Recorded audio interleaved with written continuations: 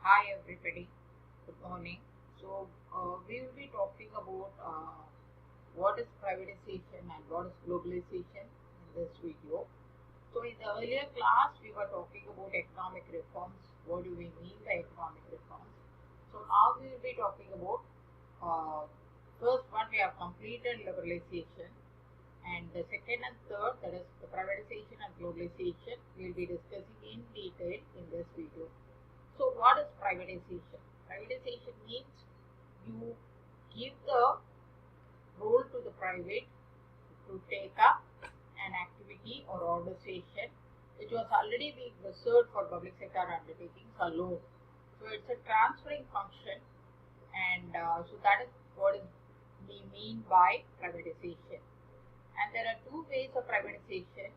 One is you can either sell a private unit you can sell a public sector unit to a private unit, or you can withdraw the public sector units and you can allow only the private sector units to operate in that particular industry.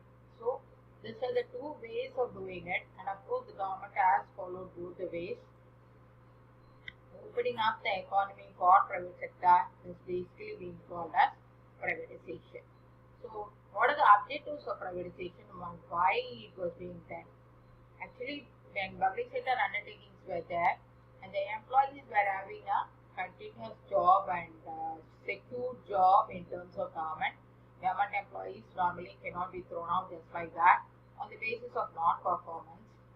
So, there was a type of lethargicness among the public sector employees, that is the government employees, and this has led to high inefficiency the way in which the functioning happened. Because of this, what happens is India has become highly incompetitive. So the objectives of privatization goes like this. Number one is to increase the efficiency, because in private sector always there is a fear of job loss, and when a person is not performing, the person will be thrown out. So there will be competitive spirit. Each and every one will try to utilize their fullest capability in order to retain the job and in order to grow in the job. So it increases the efficiency and it increases the competitive spirit of the enterprise. And this also helps many of the private enterprises to earn more and more foreign currency, because India is becoming more competitive, and to utilize the resources in the most optimum possible way. As being said already, public sector undertakings, the government is the owner, and government cannot employ everybody, because India is a huge continent with large population, second largest in terms of population. So it was very difficult for India to provide Indian government to provide employment opportunities to all its eligible citizens. So what they have done is they have privatized, and private employers, that is the entrepreneurs, they were providing employment opportunities, and Tata is one of the largest private employers here in India. In TCS alone, around 4.5 lakhs employees were there, and that is the Tata Consultancy Services, and Tata Group as such is a bigger group which has various other industries too. And to make optimum use of the resources and to achieve to make the country as one of the before 1990s, that is 1991 until 1990s, right from independence till 1990, it was a bad situation for India. Indian government was concentrating more on the population, its citizens,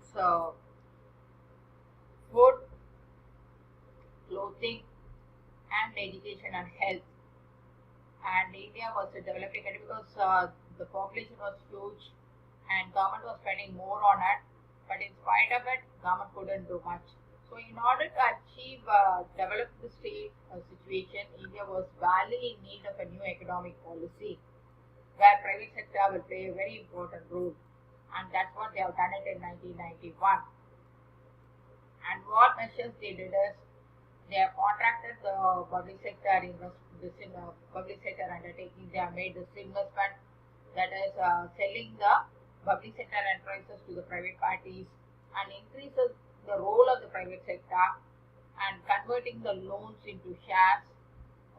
That was not being necessary, and sick industries A lot of things they have done. Memorandum of understanding was being made with the private sector, and there was a great change in terms of Indian uh, Indian industry as such. Private sector playing a very important role. So what are the advantages of this privatization? And of course, for your kind information, only after 1991, almost all the private sector players have gained their prominence, and they have played a very important role in the economic development of this nation. They have provided huge employment opportunities to people. They have contributed significantly for the gross domestic product and the national income, and they have provided employment opportunities to the people. Huge employment opportunities to the unemployed people of this country. So private sector actually played a very important role in the development of the nation since 1991. So what is that? Number one advantage is economic burden was being reduced. That is, the government's debt trap has been reduced, and efficiency in terms of functioning, because private sector employees, if they are going to be irresponsible, then they will be thrown off. If they are poor performers, then they cannot continue with their job, unlike in terms of public sector undertakings. So it has resulted in efficiency, and then whenever there is private sector always invest money, so they always look for return on investment, ROI, and they are more bothered about the profit. So they have done scientific management. They have recruited people from IIMs and B schools and IITs, and there was Paka scientific management, and of course it has resulted in better efficiency, and Indian products have become globally competitive. A lot of things happen, and political interference, because license Raj has gone. Private people need not meet the top political people in order to get a license.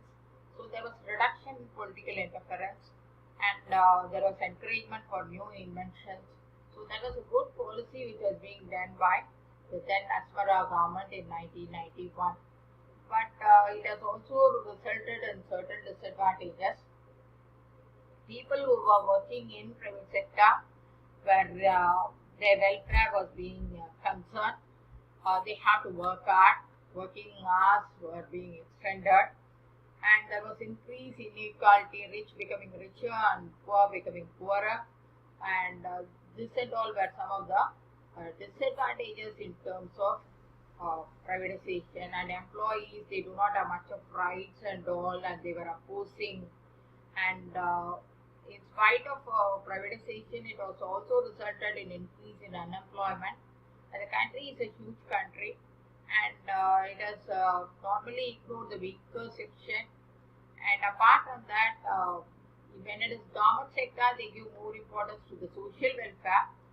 But when as it is a private sector, they have forgotten that and all. They were not giving importance to the social sector. They were more bothered about their own profit. So these are some of the problems in privatization. And public sector reforms were also being done, and that is public sector units were being named as Navaratnas, Maharatnas, and Miniratnas and all. And they were also being motivated. They were also being asked to compete with the private sector. And next one is this WTO, that is the World Trade Organization. This is one of the largest international organization, and this was being established in 1995.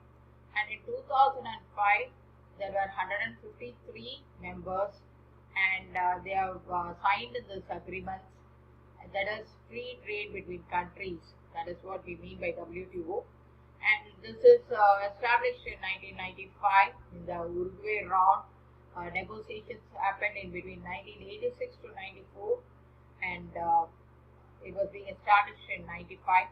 The budget was around 185 million Swiss francs for 2008, with a total of 625 staff members, which was headed by Pascal Lamy, and there were around 153 countries in that as on July 23rd, 2008.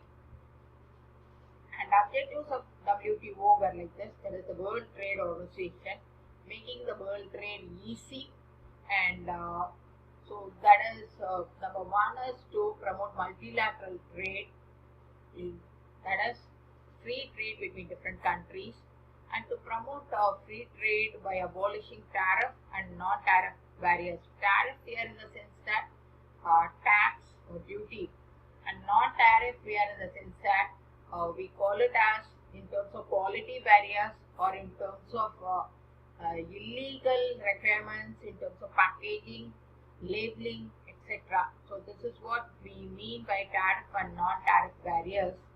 So such barriers were being abolished. Barriers means it is a constraint part of it. So those constraints were being removed. And next one is to increase the competitiveness and to benefit the consumers who are living in this world being considered as a village, global village, entire world. Any consumer residing in any part of the world can get any product, whether it is being manufactured in China or America. The person who is sitting in India can easily get it. So that is the basic thing in terms of WTO.